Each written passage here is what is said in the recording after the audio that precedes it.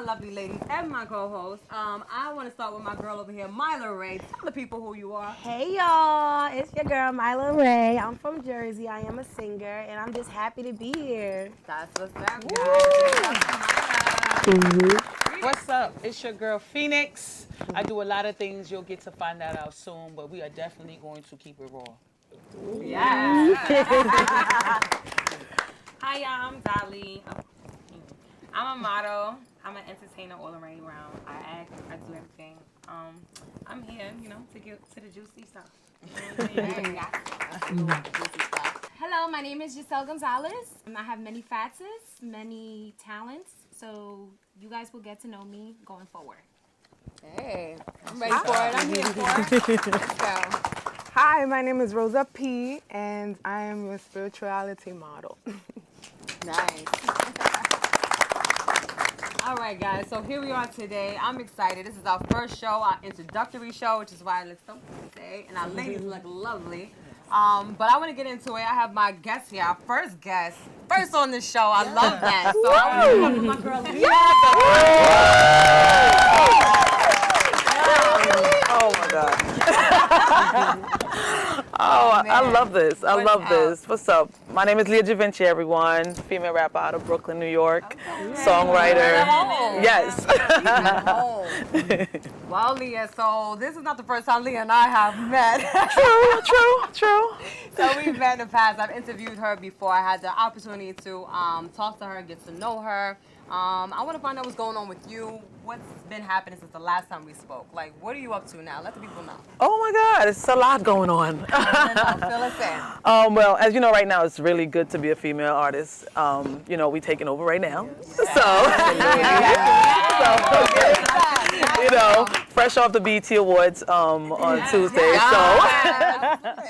There's a lot happening. I finished my album. I have a record out right now called Options, talking about women having more options than men. We just don't execute it.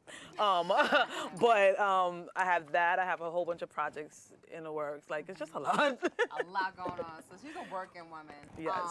So that's pretty dope. Tell me about the BET and what you went. So tell us about it. Oh my God, it's just an amazing experience. I think that every artist, independent or label-wise, should attend, especially up-and-coming artists. Just being in the building, being around people that is where you are, where you're trying to go, is so inspirational. Shout out to Meg Thee Stallion. She was so funny. Like I was chilling with her, and she was so funny. I walked past, and she was like, "Oh my God, you're so thick." Like just being around that setting was really amazing. So yeah. That energy has to be crazy. Oh my God, the room. The room. Like the baby was on one side, and then the baby was on another side. I'm like, how many babies we got right here? Like it was really, really good. The energy was so amazing. My PR, shout out to Tuesday, everybody was there. Aver, like I had everyone with me, so it was fun. Nice. Girls out. As a female artist, and being that you know that it's a great time in rap, I just want to know, as an artist, what do you feel like your music represents, or what do you bring to the table that differs from other artists? First off, I'm not from America. I wasn't born here. I grew up in Brazil and in Guyana, so culturally, my mindset is different. There's a lot of lanes that you could take, but I think, you got the girls to do the party songs, you got the twerk, you got all that stuff. But for me, I think my music is separate and different because I talk about real life stuff that's happening. Like, no shade to anyone, but none of my friends are strippers. None of my friends, all my friends love they niggas. So I don't know real ass big girl. I don't know none of that. Those girls. Can't relate. No, but those girls, that's fine. I just don't know those girls. I know girls that love their man. I know girls that CNAs that forgive them all the time. I know girls that's driving that little Nissan Sentra. I know those girls. So my music catered to those girls, like real life stuff. Like Options is Options really is a true life story. I was talking about my own story where, you went through breakups, you went through heartaches. So when you listen to my music, if you going through something, you could go and find a Lia Givenchy record and it'll be related to exactly what you're going through. Because a lot of times as female, we think that we're the only one dealing with this nigga's mess. When every other female is probably dealing with the same thing. So my music is always storytelling and pointing out stuff to people. So So you're more like a lyricist. I don't like to be labeled as a lyricist, you know, but I do like lyricism. But I would say it's a healthy balance between the club and lyrics, because what I always do with my records is make sure that even though it's telling a story, every record also should be able to be played on the radio and in the club. If you're driving, you should be able to listen. Sometimes lyricists, they tend to have these dull beats that you don't even care for. You know, because you're listening to lyrics. So I just try to keep a healthy balance. If you brought Nicki together with Kendrick, you'd get me. Nice. Something like that. That's a good mix. Yeah, that is. Yeah. So you wrote for other people before, right? Yeah, definitely. So, like, what is one of the biggest people that you've written for? If you can tell us. Well, because of the industry, how it is, a lot of my stuff was ghostwritten, like, and you have NDA, you can't disclose who you're writing for. But let's just say I've written for more men than women. You know, which is kind of crazy. Okay, so we might actually be listening to some of your stuff, then, right? It's be funny because I was actually in LA a couple months ago, and we were in a club at the BT after party, actually the other award show, and the record that I wrote was playing in the club, and you get to see the reaction of people, and it's just hilarious. Like Because they don't even know who wrote that, and it's a guy rapping, and and I'm like, okay, I like that. That's awesome. Did you ever get to, like, write for somebody that you like a fan of? Actually, yeah. I was recently in the studio with Nivea.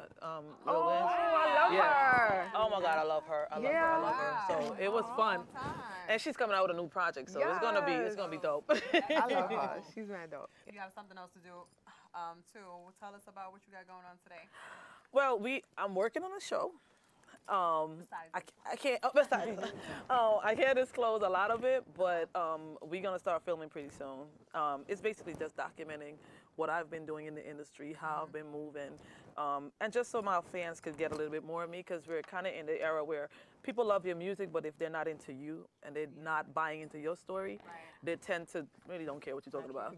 So I've been very conservative, like for the past 5 years in the industry. I'm like, okay, people want a little bit more of that. So we now starting to work on, doing some more stuff to put out there.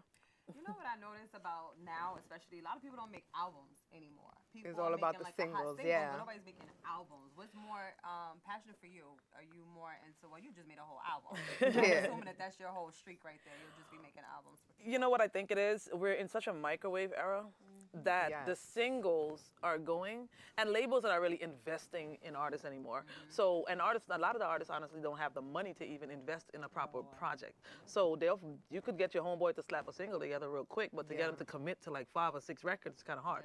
So people are going more the single route in hopes that it gets hot and in hopes that a label go behind it.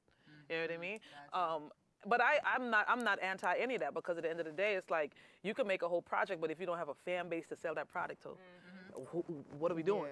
So I'm all for make your single, get yourself hot, and then when you get hot, then you do an album. I've seen people that make album and you got 300 followers on Instagram. Like, who buying that? Like, you know what I mean? Like, you're wasting time. Like, just take your time, build your fan base, make people want your product. And once they buy into you, when they buy into you, then eventually you bring out an album, So I guess that's the route they're doing now. Definitely. What do you guys think? Like, as far as music today, I find music to be very different from the era I grew up in. You know what I mean? And you guys talk about lyricists and stuff. I'm used to hearing lyricists and actually understanding what they're saying. Very different from what we have today. How do you guys feel about the music industry today? Well, I started off as a songwriter first. I was a songwriter for almost 10 years before I decided to be an artist. So I really had no real goal of trying to be in the front line. I just got tired of the politics and the games of there was a certain era where people were managing songwriters, and those songwriters were getting advantages because their managers are already plugged into certain situations versus me on the outside just trying to shop my song. But me also being an artist, I tend to like to talk about things of substance as well, and that gets me certain opportunities, but it also blacklists me from certain opportunities, because if people feel like what I'm talking about is too conscientious or too serious, and they want to turn up and feel, just have fun. They don't want to think about, what's really going on in the world. Nobody, a lot of times people don't want to address what's real. And so then the more fun records get pushed up. But I also go places, and I've been on tour this summer, and I walked into rooms where people loved everything I did. So I think it's just, like she said, it's just about going where the love is. Your crowd and your demographic, it won't be everybody. But also what happens too, we're in an era where they're rewarding those type of records. Right. They're rewarding those one-hit wonders. So then you as a lyricist or you as somebody that have real dope music, you find yourself, okay, should I make what they reward, or should you second guess yourself, or should I keep to true who I am? So it's a balancing act that you gotta have eventually. And so, your audience could read that too. Yep. Honestly. Like, if I tomorrow just started making turn-up records, half my friends and half of the people I know would be looking at me like what? That's not even you, sis. Right. Like you tried it. Like, so you just gotta be true to yourself. I'm not biased. I like the ABC rap. You know what I'm saying? I like my Nas's and my Kendrick Lamar's, but I like the little ABC. I don't know what I'm talking about, but It's a time and a place for everything. True. I think But I also that's the think you've place. been brainwashed because you hear That's it the so place for much, it. even if you didn't like it, you like it. Yeah. well, that happens to me because that City Girls record, it took me like a whole 6 months to like it. I was like, Still haven't heard it. What about you guys, the audience? Do you feel like music today is different? Like, are you into music today? Yeah. Hi, I'm Kashima Slater from Brooklyn, New York. Beauty on Instagram, Kashima_beauty on Instagram. That's my friend, y'all. Music, I'm also a writer. I'm a singer, but I'm not promoted yet. Music is totally different. Music today is totally different. I'm like you. I'm pretty universal. Like, I like that. It took me a while to like City Girls too, but you know, I'm like, man, I like that too. But then I also like Prodigy. I also like Nas. I also like the old school rappers that were talking about MC Hammer, you know, people like them. It depends on what you're looking for when you're listening to music. Absolutely.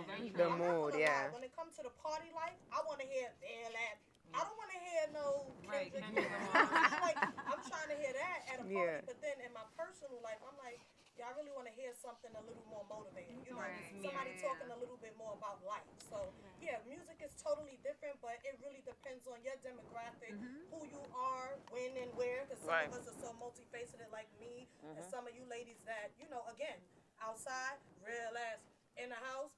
Mary J. Blige. Right. I'm trying to, you know, a little different rap. Right. You know what I mean? So, yeah. I think I agree with that, you. yeah, definitely.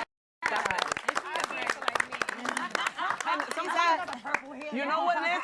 Sometimes you might be going through a situation, and to be honest, the records that are playing right now, personally, me, I listen to all different type of music, but there's no artist in this generation right now, if I'm in a mood, a particular mood, that I can say, okay, I'll go pull up a such and such. It has to be somebody 10 years or better ago. You know what I mean? So like there's a time and place for it, but I want to be able to make that type of music because no one is making ageless music no more. I feel like that's why the single thing is. Right, because nobody's making that type of records You anymore. can't do like albums no more because I'm that's gonna where the disagree single on is. that. Okay. Because Chris Brown music is gonna be forever timeless. I love him. And Chris But, Brown okay, is but my Chris Brown, generation. like 10 years in the Chris game. Brown music now is not good as the ones back then. Oh, okay. The records that he made, I would say 10 Yeah, years ago. I agree. I'm still listening to his old records. Yes. But what So he has he- done is kind of like morph into what's happening right now, and he'll finesse it. He But just came out with a song called Easy, Thank You. And I his, love it. but okay, his albums from 10 years ago, his songs from 10 years ago is what I'm still rocking today. Yes, yes. They got more substance then than they have now. Yes, I agree. Yeah. This is He's what still a current artist. No, he is a so current artist. Yeah. But I was He's saying, legendary. shout out to No Name. Shout out to, there's a lot of different artists that's out. Y'all just, they don't have the money for y'all to see them. True. There's artists making this music. They just don't have the same visibility. Right. I'm being very honest. Shout out to her. Her's an incredible artist of our time that's making timeless music and plays Tiana Taylor. several different instruments. Tiana Taylor, not only does she LMA. make music, she now has her own production company for women And she that are has her creating own videos. fitness, And fitness as well. Right. I'm one of those artists personally, and I'm not saying that just to plug myself. I'm just saying I don't have $10,000 to put my face on the billboard. So Right, every right. time you drive past it, your brain You're wash programmed to it, right? Phoenix is. You know what I'm saying? Those artists are there. They just don't have the money for But you. that to get, see but you know what? But that comes back to what I'm saying. They promote and they don't promote artists like yourself. They, as much as we know Tiana Taylor, she should be bigger. She should be getting way more exposure. She should be getting more bigger platforms. But they're not giving her that light. But they'll give Realize, they'll give that type of spotlight. So that person doesn't have the opportunity to program you to the substance. But back in the day, you had to have quality. You had to be dope. Because they laugh you out the building. You know? But I also think because of the generation, it's like, even when you look at social media, right? Well, on social media, when you look at these new comedians, I don't find them funny. True. Like, on social media, yeah, it's probably like a key type of laugh, but in real life, when I actually went to one of these shows, it's trash. It's like, you can't really make me laugh on this. Like, it's not even that funny. So I feel like the same thing with the music. It's like, they're comedians on tracks. Like, that's what it is. Because it's like, you guys are talking about things. Yeah, it's like, we're talking about things. And then you gotta think about, because I'm also in the school. So it's like, as a musician, for me, I'm researching what it is that turned the youth on. So as a school teacher, when I'm looking at these kids, I'm listening to, who y'all listening to? Like, who y'all be pulling up on YouTube? Anything they could dance to. And the first thing that they be pulling up is these little Ronnie Rich and little something. all these other people that I don't even know. They listening to, and they're saying like, so when I'm listening to music, it's more about, so I walk into the class who smacked somebody, told them I see him tomorrow, something like stuff, and then they coming into school thinking that that's what they really be doing. Right. But back then, if you said that to somebody in the classroom, you really getting smacked up. Like, you can't talk the same type of talk back then and now.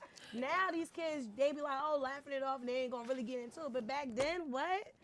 when they say meet me in a parking lot, you really gotta be out. When I grew up, I was like, Mom, come pick me up. They waiting for me outside. You had to. But to piggyback off of what you said, it's also what they're exposed to. Because like, I make more conscious sound in hip hop, and some of my biggest demographic is 25 and down. They relate to also your authentic self. Like if I went up there trying to do a trap record, they'd be like, get her out of here.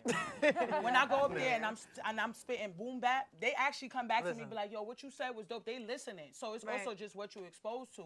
If you're not playing that for them and you're not exposing it to them, they're not gonna check. But let's talk about this though, with this 6ix9ine, with the 6ix9ine situation, because it's so relevant, right?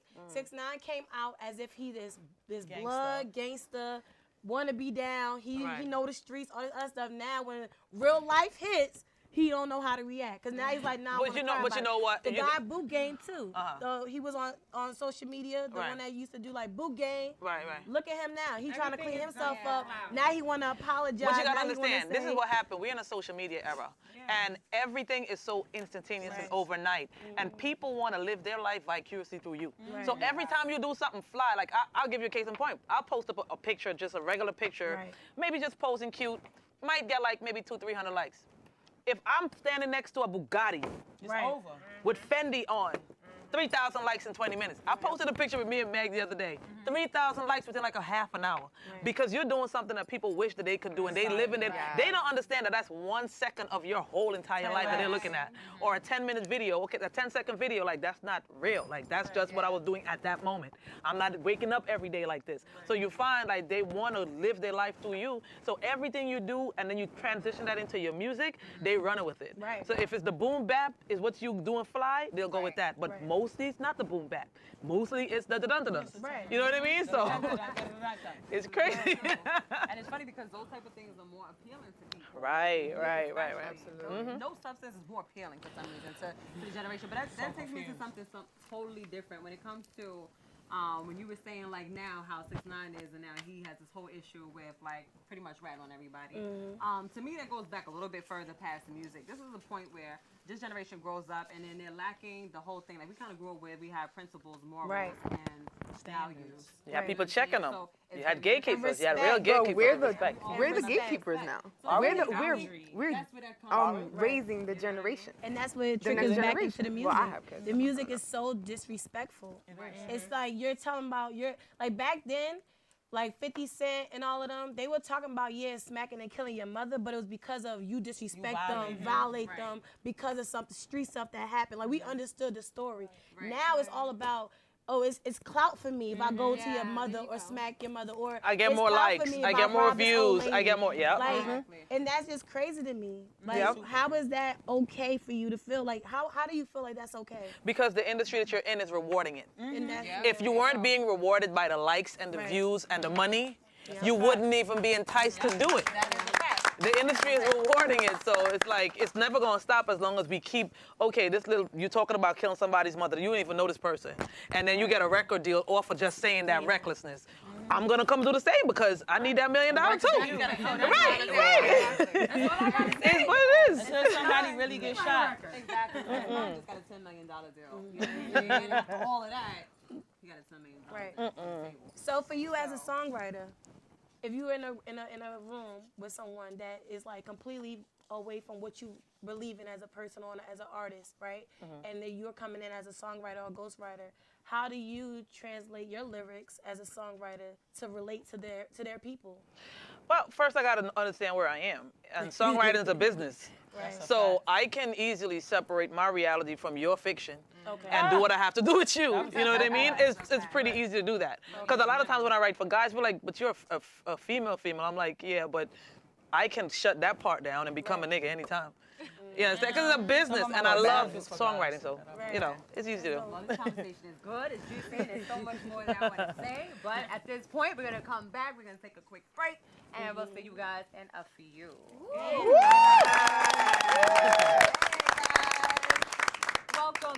Welcome back. Thank you for hanging out with us, guys. I'm here with my co-host and this lovely guest of mine, Lia Givenchy. Thank you guys for having me. Thank you guys for having me. Seeing you again. I got to see you again. But tell the people where to find you. All my social media handle is the same thing. Lia Givenchy, that's LIAGIVENCHY, whether it's Instagram, Twitter, Facebook. Make sure y'all check out my project I have out right now. It's called Options. It's on all your app stores. Yeah, I have fun here. Well, we hope that you will come back. Definitely. I hope that you come back. Definitely. I definitely want to give a shout out to the audience. We have a great audience. Yes. I want to also, before we go, just give a nice shout out to our glam squad. This is going to be a little bit ghetto because I'm going to have to read their names, guys, all right? So I want to give a shout out to Princess. Shakina. Deja. Emily. And my girl, Michaela. What's up, girl? And that is all, guys. Remember to follow us at The Raw Talk Show on Instagram and on Facebook. And it's going to be The Raw, guys. And website is coming soon. So make sure y'all chill out and hang out with us. And stick around, guys. We got plenty more show for y'all.